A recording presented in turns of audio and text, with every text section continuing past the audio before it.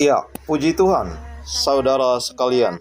Salam, selamat pagi buat kita semua. Kesaksian seorang wanita muslimah yang akan memberkati dan menguatkan iman kita di pagi hari ini. Ini adalah wanita muslimah asal Demak, Kota Wali. Teman-teman, saya yakin dan percaya bahwa Yesus Kristus memberi jaminan bagi setiap orang yang beriman, mengaku dirinya percaya, beriman kepadanya. Dia akan memberikan satu jaminan kekal. Jaminan kehidupan itu, jaminan itulah yang akan membawa saudara masuk surga. Bukankah selama ini kita berusaha untuk beribadah, berbuat baik, kebaikan kepada semua orang? Tetapi kebaikan itu tidak disertai dengan iman dan percaya kepada Dia yang memberikan jalan keselamatan itu, maka sia-sia. Oleh karena itu saya percaya teman-teman, lebih tepatnya lagi yaitu Demak, Yohanes pasal lebih 16 dikenal Kota pasal Wali. 14 ayat yang ke-6. Papa saya Kata Yesus Jawa kepadanya, Tengah, "Akulah tapi jalan Banyumas, dan Purwokerto. kebenaran dan hidup. Saya Tidak ada kecil, seorang pun yang datang kepada lahir, Bapa kalau besar tidak di melalui Demak. Aku." Dan Inilah kesaksian di yang Demak akan itu sama-sama kita ajaran dengarkan agama bersama-sama. Islam Kiranya sangat kental Tuhan ya. Yesus Saya berasal memberkati. dari Muslim, saudara. Keluarga saya seluruhnya Muslim. Tidak ada yang mengenal Tuhan lah. Pokoknya di kampung saya 100% agama kami Muslim. Waktu kecil saya cukup bahagia. Saya punya seorang kakak, ibu, dan ayah. Kami tinggal di Demak. Pada waktu tahun 1992, ibu saya mendadak sakit, dan sakitnya tidak dirasa, saudara. Ibu saya masih bekerja, masih ke sawah, masih berdagang seperti nggak lagi sakit. Pas suatu siang, ibu saya tiba-tiba pingsan dan dibawa ke rumah sakit. Waktu di rumah sakit, saya hanya ketemu beberapa kali karena waktu itu saya sekolah. Dan hanya ke rumah sakit sekitar 2-3 kali. Setelah itu, gak lama di rumah sakit ibu saya meninggal. Dan setelah itu, saya sangat sedih dan sangat kehilangan karena saya sangat dekat dengan ibu saya karena saya anak paling kecil. Setelah kejadian itu, gak lama, belum sampai 1 tahun, papa saya mau menikah, saudara, dan mau menikah dengan satu kampung. Tapi akhirnya nggak jadi, karena nggak lama papa saya pulang membawa ibu tiri saya dari Purbolinggo, dan papa saya minta izin untuk menikah. Di situ saya mengalami kesedihan karena saya sangat dekat sama ibu saya, dan kenapa papa saya baru ditinggal mama saya meninggal belum lama, papa saya udah mau menikah, saudara. Dan kakek sama nenek saya berunding untuk saya ikut papa saya atau saya ada di Semarang. Tapi kakek sama nenek saya memutuskan untuk saya tinggal di Semarang karena mereka khawatir kalau saya ikut ayah saya. Setelah ayah saya menikah dan ayah saya jarang pulang, saya merasa sangat kecewa karena saya kehilangan ibu saya belum lama, papa saya menikah lagi. Saya merasa kok begitu cepat ya, papa ngelupain almarhum ibu saya. Kok belum nyampe setahun, papa saya udah menikah lagi.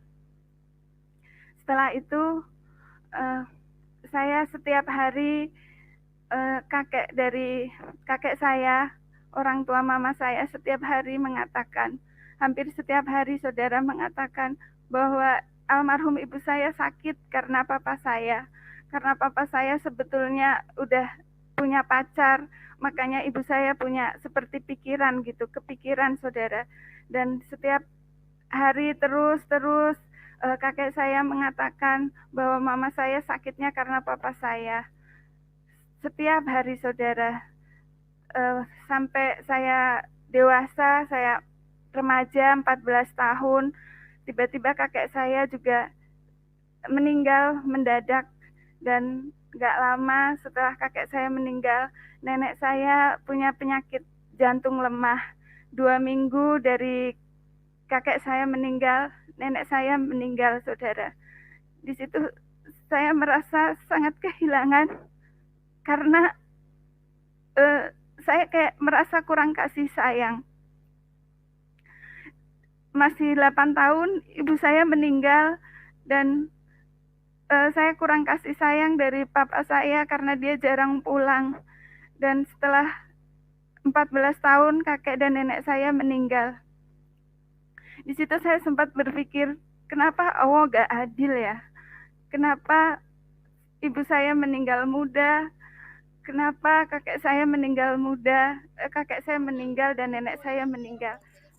Saya merasa kayak ada pikiran sangat kehilangan dan sangat shock dan merasa kosong. Meskipun saya setiap hari saya sholat, saya ngaji, rutinitas setiap hari, pagi sekolah, siang sekolah lagi, sekolah madrasah saudara.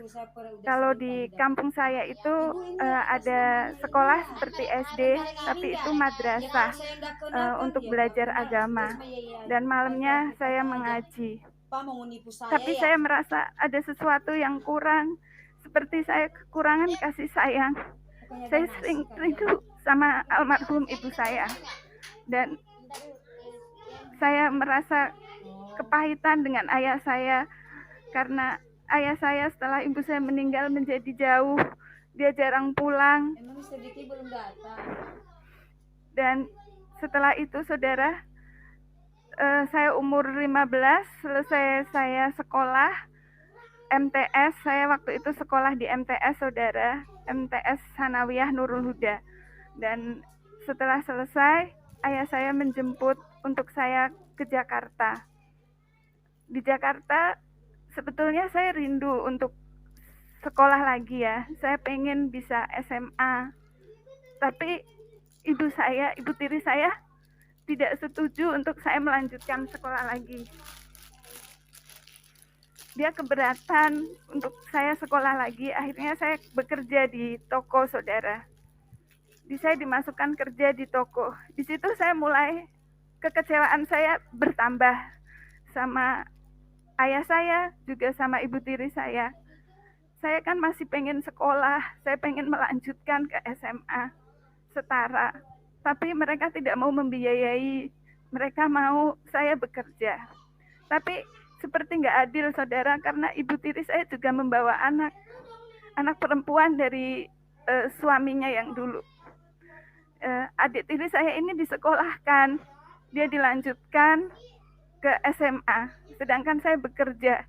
Di situ saya semakin kecewa, kok ayah sama ibu tiri saya tidak adil. Di situ saya diam, saya pendam, karena saya tidak berani untuk ngomong ke ibu tiri saya. Setelah saya bekerja di toko saudara,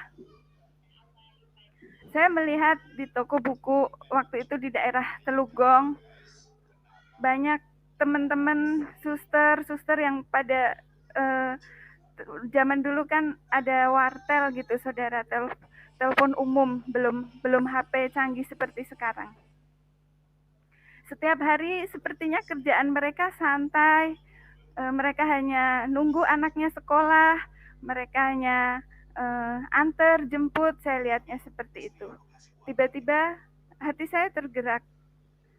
Saya pengen juga ya masuk kerja suster, karena saya ingat saya nggak punya ibu, saya suatu saat menikah, saya punya anak, saya pengen bisa merawat anak saya sendiri. Setelah itu keinginan untuk masuk suster semakin kuat saudara, karena saya tanya salah satu teman saya yang bekerja jadi suster, bisa melanjutkan sekolah lagi, sekolah SMK atau SMA. Di situ saya semakin tertarik untuk saya masuk suster. Singkat cerita, saya masuk ke Yayasan Citra Bunda di Kelapa Gading, saudara. Yayasannya masih ada sampai hari ini, dan di situ kita bisa melanjutkan SMK atau SMA, tapi persamaan paket diambil setiap hari Sabtu. Alhamdulillah ya, waktu itu keinginan saya untuk sekolah bisa terpenuhi dan saya bisa bekerja. Singkat cerita, 3 bulan saya pendidikan, terus saya bekerja. Bekerja di BOS yang pertama kurang lebih 1 tahun. Setelah 1 tahun, saya kembali ke yayasan karena anak yang saya urus agak gemuk dan waktu itu saya kurus, jadi agak berat, saudara. Dan saya mau ambil yang baby, saya ambil jurusan baby sister yang baby, yang untuk merawat baby baru lahir. Singkat cerita, bos saya yang kedua, saya dapat bos yang kedua, saudara. Saya diambil oleh bos saya, beliau masih hamil 9 bulan, dan waktu kurang 1 minggu melahirkan saya diambil, dan waktu pas lahiran di rumah sakit, saya bertemu sama suster dari kakaknya bos saya. Dia asli dari Tasikmalaya, dia pernah bekerja di Singapura, dia juga pernah mengalami Tuhan Yesus secara pribadi. Dia menceritakan tentang Tuhan Yesus, tentang siapa Isa Al-Masih di dalam Al-Quran, saudara. Tapi saya nggak bisa menerima itu. Saya masih kayak nggak percaya, karena yang saya percaya selama ini Isa Al-Masih hanya nabi. Yang saya percaya selama ini Tuhannya orang Kristen itu ada 3. Saya tidak menerima penjelasan dari teman saya, itu saya anggap lewat begitu saja. Terus singkat cerita, setelah babynya dibawa pulang dari rumah sakit, dibawa ke rumah, waktu babynya udah berusia 1 bulan, saudara, pas hari Minggu pagi itu tiba-tiba bos saya panggil saya, Sus, tolong siap-siap, kita mau ke gereja, Dedek mau dibawa ke gereja. Di situ saya kaget, saudara, karena saya gak pernah berpikir kalau saya menjadi suster, saya akan ke gereja, karena saya sangat alergi waktu itu dengar nama gereja. Karena di ajaran kami dari kecil diajarin bahwa kita nggak boleh masuk atau menghindari untuk tidak lewat gereja atau masuk ke dalam gereja karena haram buat kami dan dosa. Di situ saya mau menolak, maaf Pak, apa dedeknya di rumah aja? Bos saya bilang nggak apa-apa, kita ke gereja. Biar diberkati Tuhan, bos saya bilang gitu. Sebetulnya saya mau menolak, tapi gimana, karena posisi saya bekerja, saya tidak ada keberanian untuk menolak. Akhirnya saya masuk, saya pergi ke gereja bersama bos saya dan baby yang saya asuh, baru umur 1 bulan waktu itu. Waktu sebelum masuk gereja, saudara, saya udah berdoa, saya minta ampun, ya Allah, ampuni saya ya Allah, ampuni saya hanya bekerja, ampuni saya ya Allah. Waktu itu saya masih muslim, saudara, saya belum mengalami Tuhan, dan pertama kali saya mau masuk ke gereja seumur hidup saya. Di bos yang pertama 1 tahun, bos saya gak pernah ke gereja yang 1 tahun pertama. Ini bos yang kedua. Bos saya yang kedua ini kebetulan dia pelayanan di sebuah gereja besar, di gereja PRJ, saudara. Dan waktu di depan gereja, saya sudah maju mundur, saya deg-degan, saya pengen balik lagi, gak mau ikut. Bos saya panggil, ayo masuk, gak apa-apa, katanya. Saya berdoa, saya baca surat Al-Fatihah, setiap surat yang saya bisa, saya baca, saya berdoa, saya mohon ampun pada Allah saya. Ampuni saya ya Allah, ampuni saya. Ampuni saya hanya bekerja terus dalam hati saya. Masuklah saya ke dalam gereja untuk yang pertama kali, saudara. Di situ saya duduk, saya ngasih babynya susu. Saya lihat mereka sedang ibadah, mereka menaikkan puji-pujian.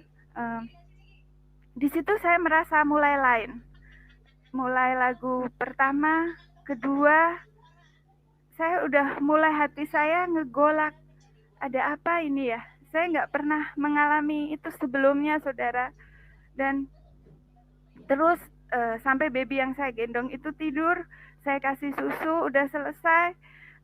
Mereka seperti berbahasa roh. Kalau sekarang saya sudah tahu, kalau dulu saya tidak tahu mereka sedang apa, pikir saya. Terus mereka sedang angkat tangan berbahasa roh. Di situ Tuhan, saya mulai merasa dari kepala sampai badan saya, tangan, seluruh badan saya bergetar seperti ada aliran strum. Saya nggak ngerti ini kenapa, ini bukan gemeter, udah benar-benar yang seperti kesetrum listrik, saudara. Saya sampai bingung, ini kenapa? Saya nggak ngerti. Setelah itu kok hati ngegolak merasa lain, dan setelah itu air mata ini nggak bisa ditahan. Saya nangis, keluar seluruh air mata saya. Saya nggak pernah mengalami itu sebelumnya, saudara. Selama ini saya dari kecil, saya sering sholat, saya sering ngaji, saya sering sholat malam tahajud. Saya nggak pernah ngalamin itu, saudara. Baru pertama kali saya merasa ada kuasa yang lain yang menjamah hati saya, yang memberi saya ada sukacita, yang memberi saya ketenangan. Tapi waktu itu saya masih malu dan saya belum mengerti. Teman-teman bos saya bertanya, "Kamu kenapa, Sus? Kamu kenapa?" Mereka mungkin berpikir bahwa apakah saya dimarahin bos saya atau kenapa. Saya hanya menjawab, "Tidak apa-apa, Bu, tidak apa-apa, Pak," saya bilang. Dan bos saya juga bertanya, "Kamu kenapa, Sus?" "Nggak apa-apa, Pak, nggak apa-apa, Bu." Itu hari pertama karena saya juga masih malu untuk mau cerita bahwa saya mengalami seperti kesetrum dan merasa ada sesuatu jamahan. Saya masih malu dan saya masih gengsi ya, ibaratnya saya gengsi. Setelah itu minggu pertama berlalu, minggu-minggu kedepannya kami ke gereja terus. Setiap minggu bos saya ini karena pelayanan selalu datang awal ke gereja dan selalu datang duluan, dan setiap hari Minggu, saudara, saya mengalami setiap ada pujian penyembahan, saya mengalami air mata ini mengalir nggak henti-hentinya. Setiap minggu, saudara, saya menangis, tapi saya nggak mengerti kenapa saya menangis di dalam gereja itu. Saya mulai berpikir, ada apa ini? Kenapa kalau di dalam gereja saya menangis? Pas suatu hari, singkat cerita, setiap minggu itu saya mengalami, saudara. Bos saya nanya lagi, "Kamu kenapa setiap hari Minggu kok menangis?" katanya. Saya tidak mengerti, Bu. Setiap saya ada di dalam gereja, seperti ada sesuatu yang menyetrum badan saya. Dan ada jamahan. Waktu itu saya belum mengerti kalau itu jamahan. Saya bilang, seperti ada sesuatu di dalam hati saya yang tidak pernah saya rasakan. Bos saya mengatakan, "Itu Roh Kudus. Tuhan mengasihi kamu." Bos saya tidak pernah mendoktrin saya, tidak pernah menceritakan ketuhanan Dia, dan tidak pernah ngomong bahwa Yesus itu juru selamat.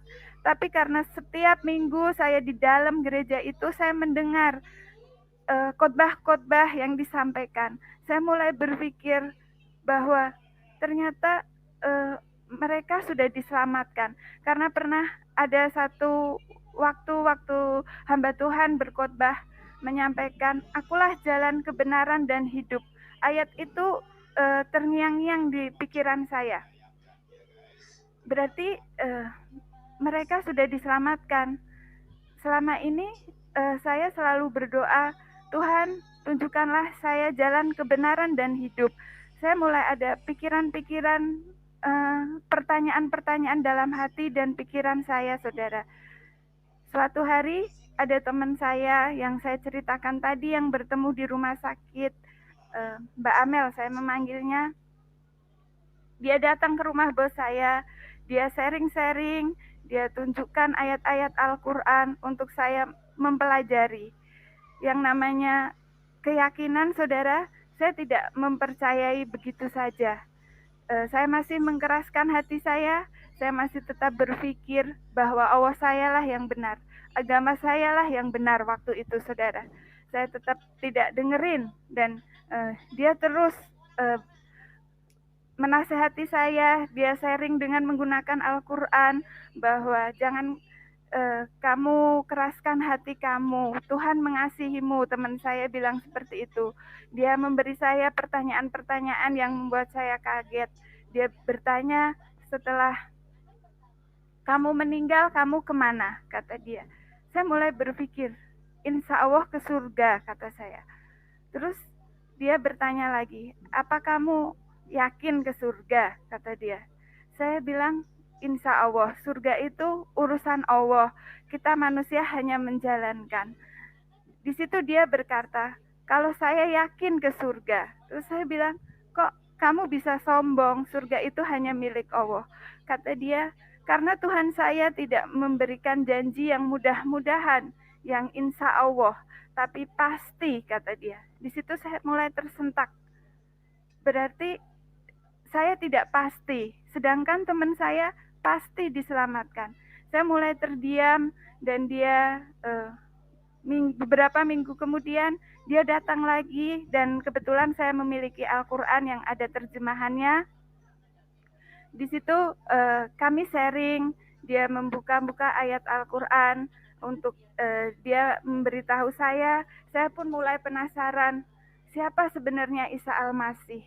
Saya mulai haus, saya mulai bertanya, apa benar saya bila meninggal nanti saya tidak masuk surga? Apa benar bila orang Kristen meninggal dia masuk surga? Saya mulai haus, saudara. Saya mulai baca-baca. Di situ saya banyak temukan ayat-ayat Al-Quran. Teman saya kasih tahu. Dia sempat bertanya juga bahwa renungkan, kalau kamu sholat tanpa kamu membaca surat Al-Fatihah, apakah sholat kamu itu sah? Kata teman saya. Terus saya bilang, ya pasti tidak sah, karena sholat kita harus selalu membaca surat Al-Fatihah. Itu wajib, kata saya. Nah, kamu mau tahu apa poin dari surat Al-Fatihah itu? Kamu baca. Saya baca artinya dari depan sampai belakang, sampai ayat yang ke-6. Dia katakan, lihat ini, ihdinas sirotol mustaqim. Kamu selalu berseru, Tuhan tunjukkanlah saya jalan kebenaran. Di situ saya mulai berpikir, iya ya, selama ini saya sholat, saya hanya meminta terus jalan kebenaran. Dan teman saya membukakan ayat Alkitab yang mengatakan bahwa akulah jalan kebenaran dan hidup, tidak ada seorang pun yang datang kepada Bapa tanpa melalui aku. Di situ saya mulai tersentuh dan saya mulai berpikir saya ingin diselamatkan. Tapi saya nggak langsung begitu mengiyakan, saudara. Saya masih berkeras karena pikiran saya dari kecil saya didoktrin waktu sekolah, dari madrasah, terus sanawi, terus mengaji. Saya selalu didoktrin, saya ingat bahwa Tuhan orang Kristen itu 3 dan orang Kristen itu kafir. Saya masih tidak mengiyakan. Saya masih pikiran saya takut menjadi orang kafir. Tapi saya kok mengalami sesuatu. Saya mulai bergumul. Tapi kalau saya perhatikan, kenapa di dalam gereja itu tidak ada patung, saudara? Tidak ada. Dan di situ saya mulai benar juga, di dalam gereja itu tidak ada patung. Mereka menyembah Tuhan yang Maha Esa. Terus kita sharing-sharing. Saya mulai dikasih ayat-ayat Al-Quran untuk saya mencari sendiri. Waktu itu karena saya nggak mau buka ayat Alkitab, teman saya menganjurkan saya untuk membuka Al-Quran. Karena saya di tempat kerja itu membawa Al-Quran dan ada terjemahannya.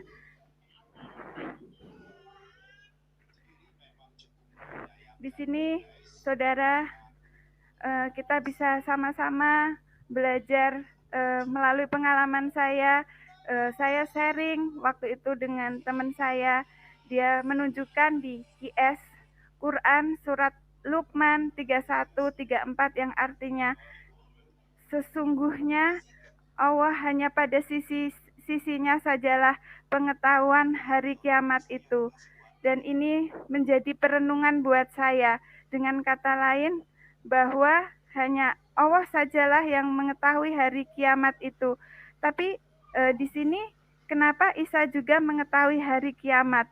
Lalu siapakah sesungguhnya Isa? Saya mulai mengaji lagi, saya mulai baca lagi surat-surat Al-Quran. Di dalam surat Quran Az-Zuhruf 4361 yang artinya, dan sesungguhnya Isa benar-benar memberi pengetahuan tentang hari kiamat. Hari kiamat itu, dan ikutlah aku, inilah jalan yang lurus. Ayat ini yang mulai membuka pikiran saya, saudara. Saya merenung. Ini kan Al-Quran sendiri yang mengatakan bahwa Isalah jalan yang lurus, saudara. Di situ saya mulai membuka hati. Saya gak mau mengeraskan hati. Saya mau belajar bahwa keselamatan akhirat itu bukan main-main, saudara. Itu kekekalan. Jadi saya mulai, saya gak ada salahnya. Toh saya baca Al-Quran gitu. Saya belum berani buka Alkitab. Saya mulai merenung. Saya pelajarin lagi Al-Quran saya. Dan terus setiap hari, siapakah Isa Al-Masih? Lalu suatu hari saya juga membuka, diberitahu di QS Al-Imran 3 ayat 45 yang artinya, ingatlah ketika malaikat berkata, hai Maryam, sesungguhnya Allah menggembirakanmu di dalam kurung dengan kelahiran seorang putra yang diciptakan dengan kalimat yang datang daripadanya, namanya Al-Masih, Isa putra Maryam, seorang terkemuka di dunia dan di akhirat, dan termasuk orang-orang yang didekatkan kepada Allah. Jadi di situ saya mulai haus dan saya mulai membaca terus Al-Quran, dan kesimpulan yang saya renungkan, yang dikandung Maryam adalah kalamnya Allah atau firmannya Allah. Dengan demikian firman itu lahir, menjelma, nuzul menjadi manusia yang melakukan penyelamatan sehingga disebut Mesias atau Al-Masih atau penyelamat, sehingga Isa terkemuka di dunia dan di akhirat. Bukankah seharusnya itu Allah saja yang seharusnya terkemuka di dunia dan di akhirat? Namun, kenapa Isa juga memiliki kedudukan terkemuka di dunia dan di akhirat? Saudara-saudaraku yang masih muslim, boleh membuka ayat-ayat Al-Quran ini dan direnungkan. Kalau emang Isa hanya nabi, kenapa dia terkemuka di dunia dan di akhirat? Dan jawabannya juga ada pada QS Quran surat An-Nisa 4 ayat 171. Sesungguhnya Al-Masih, Isa putra Maryam itu adalah utusan Allah dan kalimatnya yang disampaikan kepada Maryam dan roh darinya. Jadi kesimpulan utusan Allah di sini adalah firman yang menjadi manusia, melakukan karya penyelamatan. Isa adalah kalamnya Allah dan rohnya Allah itu sendiri. Dan selama pergumulan, saudara, saya terus belajar, dan saya menemukan ayat Al-Quran menyatakan Isa Al-Masih itu kalamnya Allah, rohnya Allah, dan didukung di dalam hadis Sahih Bukhari 1496 dan hadis Anas bin Malik halaman 72. Dan hadis tentang Isa Al-Masih di Quran surat Maryam 19 ayat 19. Isa Al-Masih seorang anak laki-laki yang suci. Quran surat Maryam 19 ayat 21. Isa Al-Masih sebagai tanda bagi manusia dan rahmat dari Tuhan. Quran surat Al-Imran 3 ayat 46. Quran surat Al-Maidah ayat 5, 19, 20, 110. Isa Al-Masih semasa dalam buayan dan ayunan sudah bisa berbicara dengan manusia. Quran surat Maryam 19:31. Isa Al-Masih seorang yang diberkati Allah di mana saja berada. Quran surat Al-Imran 3:49. Quran surat Al-Maidah 5 ayat 110. Isa Al-Masih membuat burung, menyembuhkan orang buta sejak lahir, menyembuhkan penyakit kusta, dan menghidupkan orang mati. Melalui surat-surat yang dari Al-Quran yang saya pelajari, saudara, saya semakin yakin bahwa Isa Al-Masih itu Tuhan, karena dia itu roh Allah sendiri yang nuzul ke dunia ini. Tapi saya belum memiliki keberanian untuk menyatakan bahwa untuk berganti keyakinan, saudara. Saya masih berpikir apa benar seperti itu. Saya masih bergumul. Padahal ini Al-Quran sendiri yang menyatakan, saudara. Sampai suatu malam waktu saya selesai memberi baby, karena baby setiap malam kan minum susu, saudara. Jam 12 itu selesai saya kasih babynya susu, saya mau tidur, saudara. Tapi sebelum tidur saya sambil belajar, sambil merenung, siapa Tuhan saya sebenarnya? Siapa Isa Al-Masih? Siapa Tuhan Yesus itu? Tuhan, tunjukkanlah jalan kebenaran-Mu. Saya pun rindu untuk diselamatkan. Seketika itu saya waktu seperti saya tidur, tapi saya sadar posisi saya udah rebahan, kamar sudah gelap. Saya tidak tidur bareng babynya, saudara. Babynya tidur dengan papi maminya, saya tidur di kamar sebelah. Saya datang hanya untuk memberi susu. Nah, waktu itu, saudara, karena setiap minggu saya ke gereja, karena saya bekerja tadi, saya sering mendengar hamba Tuhan mengatakan bahwa nama Yesus itu berkuasa. Di situ saya sambil tidur, sambil berpikir, tiba-tiba seperti saya udah tertidur, tapi saya seperti sadar, saudara. Di situ saya merasa ada sosok tinggi, besar, gelap, menakutkan sekali duduk di atas kepala saya. Waktu itu saya tidur, dia duduk dan menghunus pedang yang panjang, dan pedang itu ditaruh di atas leher saya. Saya mau bangun tidak bisa, seperti ada sesuatu yang mengikat. Saya mau teriak tidak bisa, saya mau minta tolong tidak bisa, saya mau baca surat Al-Fatihah tidak bisa, mau baca ayat kursi tidak bisa, seperti mulut saya terkunci, saudara. Tiba-tiba saya nggak tahu kenapa mulut saya keluar, Yesus tolong saya. Di situ, saudara, sosok besar tinggi yang gelap itu tiba-tiba hilang dan berganti menjadi terang, dan ada sesuatu hawa yang berbeda, yang tadinya kayak hawa menakutkan menjadi hawa lain, menjadi seperti ada sosok yang benar-benar terang dan ada damai, saudara. Di situ kamar menjadi terang sekali. Di situ saya terus tersentak, saya duduk. Dia benar-benar Tuhan, dia benar-benar Yesus Juru Selamat. Begitu saya panggil, dia langsung datang dan menolong saya, saudara. Di situ saya menangis dan saya mohon ampun. Tuhan, benarkah Engkau Yesus Tuhan Juru Selamat saya? Tuhan, benarkah Engkau penyelamat umat manusia, Tuhan? Terima kasih, Tuhan. Saya semakin yakin, saudara, bahwa Yesus itu Tuhan dan Juru Selamat saya. Di situ setelah saya mengalami itu, saudara, saya memberanikan diri untuk ngomong dengan teman saya, Mbak Amel, yang tadi sharing-sharing firman Allah, Tuhan, karena kami sharing menggunakan ayat Al-Quran. Setelah itu saya bilang, saya mengalami ini, saya ceritakan dengan teman saya mau mengambil keputusan untuk saya dibaptis. Di situ waktu saya mau baptis, terus terang saya belum cerita sama ayah saya belum cerita sama siapa-siapa. Saya diam-diam saya pergi baptis sama teman saya izin waktu itu. Setelah saya dibaptis, saudara, saya mengalami mujizat Tuhan. Waktu itu saya sakit, saudara. Beberapa bulan setelah saya baptis, saudara,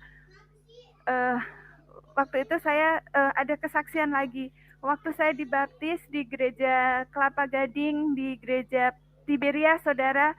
Waktu saya dibaptis itu, waktu saya setelah diangkat dari air, saya melihat salib, saudara. Di situ kedua kalinya Tuhan menampakkan ke saya. Yang pertama waktu saya masih ragu, yang tadi waktu saya tidur. Ini yang kedua tuh, saudara. Waktu dibaptis, saya melihat waktu diangkat itu seperti ada salib berkilau di atas, saudara. Dan setelah itu, saudara, beberapa bulan selang saya dibaptis, saya mengalami sakit, saudara. Ini pergumulan pertama saya mengikut Tuhan. Saya sakit dan datang bulan saya tidak teratur. Setiap saya datang bulan itu sakitnya luar biasa, seperti saya mau pingsan, saudara. Pokoknya saya tidak bisa bekerja lagi kalau saya lagi sakit datang bulan itu. Dan di perut saya ada benjolan, saudara. Di situ udah dibawa ke dokter, tapi dokter bilang tidak ada apa-apa. Pas suatu hari setelah berbulan-bulan saya sakit, saya dilayani oleh hamba Tuhan, dan teman saya ini tadi dia datang ke apartemen bos saya untuk mendoakan saya, saudara. Di situ saya mengalami manifestasi berjam-jam. Saya dilawat Tuhan, saya nangis. Ternyata Tuhan mau saya untuk melepaskan kepahitan yang saya simpan selama ini. Di situ saya mengalami kasih Tuhan yang luar biasa. Waktu saya didoakan, saudara, saya dijamah Tuhan, saya menangis, dan melalui hamba Tuhan ini Tuhan berbicara, lepaskan pengampunan buat papamu, ampuni papamu, katanya di situ. Saya masih menolak, saya menangis, saya menolak karena saya sangat kecewa, saudara, sama papa. Dari kecil saya pendem bertahun-tahun kesedihan yang mendalam waktu ibu saya meninggal. Kecewanya karena papa saya menikah begitu cepat, saudara. Di situ Tuhan terus berbicara berjam-jam untuk saya melepaskan pengampunan sama papa saya. Tuhan mau untuk saya mengampuni papa saya. Saya mau ikut Engkau, Tuhan. Saya mau mengampuni papa saya. Saya mau memaafkan papa saya. Di situ selesai saya didoakan Tuhan, saudara, puji Tuhan, sakit saya sembuh, dan saya komitmen untuk mengampuni papa saya. Sampai suatu hari, karena kasih mula-mula, saya langsung cerita ke teman-teman saya cerita ke papa saya dan ke pacar saya, saudara. Saya sudah punya pacar waktu itu, dari saya kerja di toko, dan sudah berjalan kurang lebih 4 tahun, karena saya pacaran dari 15 sampai umur 19. Di situ saya datang dulu ke rumah ayah saya, ke rumah papa saya, ke ibu tiri saya tuh, saudara. Saya ke Telugong, saya bilang, Papa, maafin saya udah ikut Isa Al-Masih. Di situ papa saya kaget, dan saya bilang, Papa, saya mau mengampuni papa. Saya memaafkan papa sama mama tiri saya bilang saya minta ampun, dan saya bilang saya udah mengampuni. Saya bilang, Papa, selama ini saya menyimpan kepahitan, saya kecewa, saya sakit hati. karena papa menikah lagi. Papa cepat melupakan mama saya. Saya kecewa karena papa nggak setia gitu, saudara. Saya sedih karena papa itu nggak nyampe setahun, saudara, dia menikah, dan pikiran saya terus berkata bahwa kok papa saya cepat sekali ya menikah. Papa saya cepat sekali melupakan mama saya di situ, tanpa saya sadari itu menjadi luka dan menjadi kepahitan. Tapi waktu setelah Tuhan jamah saya bilang, saya udah maafin papa, saya udah mengampuni papa, dan saya ikut Isa Al-Masih, saya ikut Tuhan Yesus. Tuhan Yesus yang menyuruh saya untuk mengampuni papa. Tuhan Yesus yang udah menyembuhkan saya. Dia juru selamat saya. Di situ papa saya marah, saya dibentak, saya dibilang saya ini gila, omong kosong, segala macam, saudara. Saya diam, saya terima. Saya terima. Di situ ada sukacita, tapi saudara, meskipun saya dimarahin, meskipun saya dicaci maki, saya dikata-katain bahwa saya ini anak durhaka, bahwa saya ini jadi kafir, semua saya terima.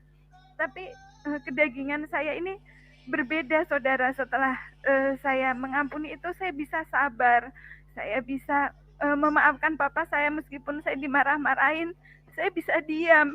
Mungkin dulu kalau saya belum mengenal Tuhan, saya akan balas karena sebelum saya menerima Tuhan, saudara, saya sering cekcok sama papa saya sering berantem, sering berdebat, saudara. Kalau papa saya ngomong A, saya ngomong A sampai Z. Saya selalu menjawab karena saya udah ada luka dari kecil. Jadi saya selalu membantah. Tapi waktu hari itu, waktu saya datang, saya bilang, saya sudah memaafkan papa, saya sudah memaafkan mama, saya mau ikut Isa Al-Masih, saya mau ikut Tuhan Yesus. Tapi papa saya tidak merestui, saudara. Tapi saya tetap ngikut, karena saya kembali lagi ke tempat kerja saya terus saya sungguh-sungguh mengikut Tuhan. Setelah itu, saudara,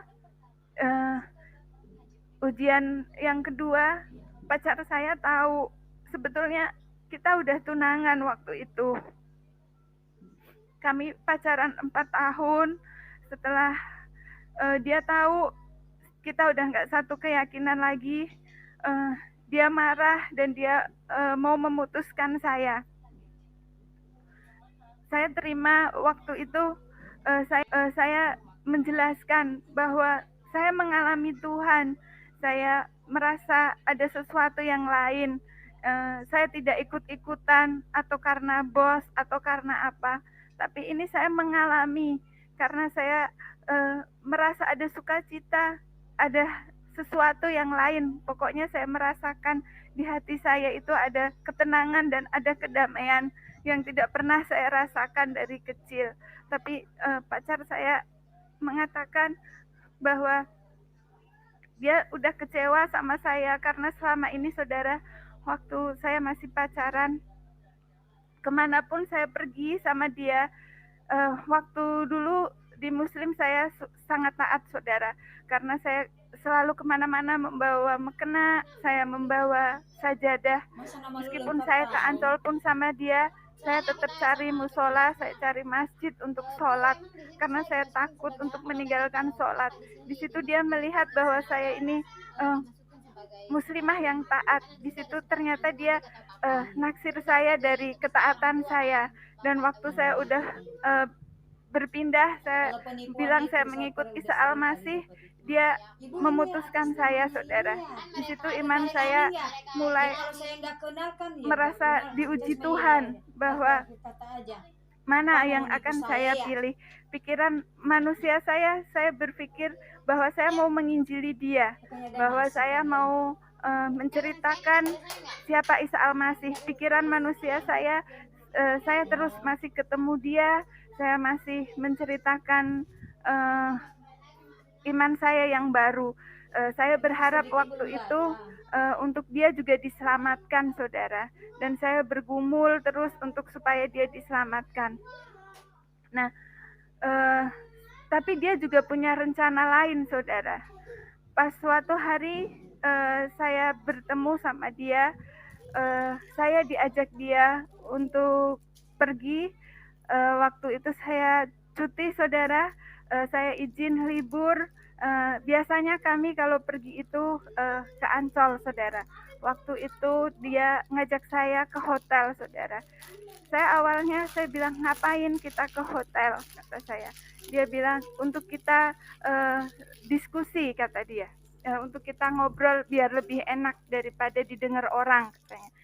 Bodohnya saya ngikut aja, saudara. Karena pikiran saya juga saya mau menceritakan siapa Isa Al-Masih. Bodohnya saya ngikut.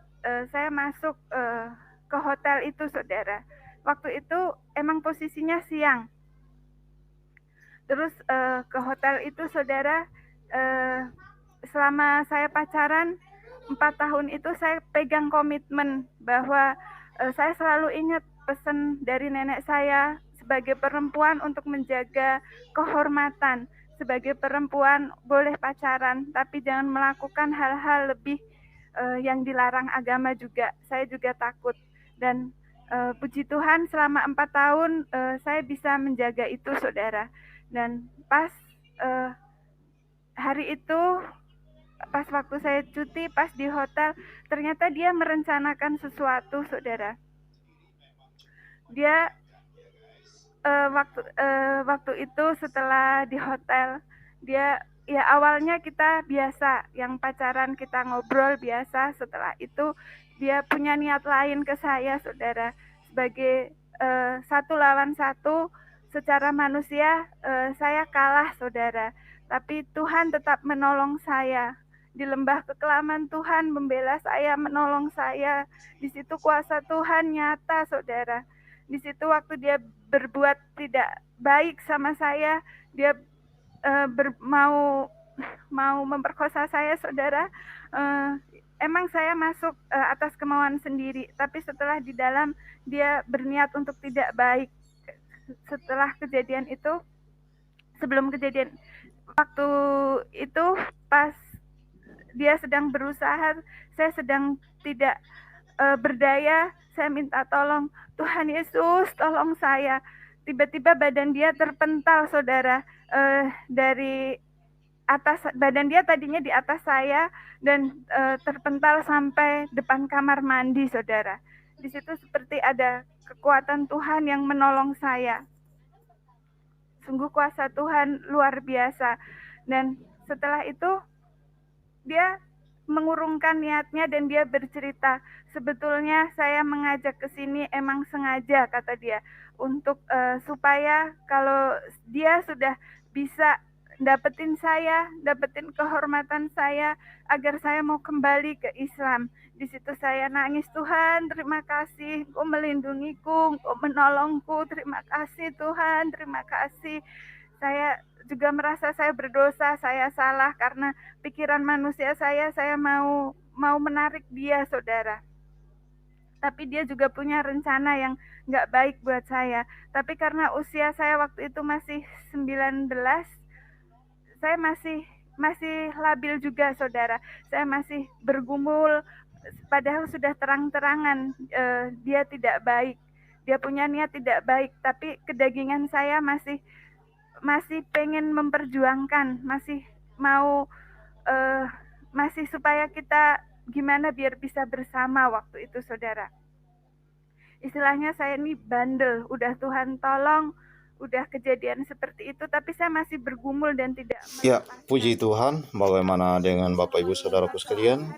Semua rencana Tuhan itu ajaib, semua rencana Tuhan itu sungguh benar adanya.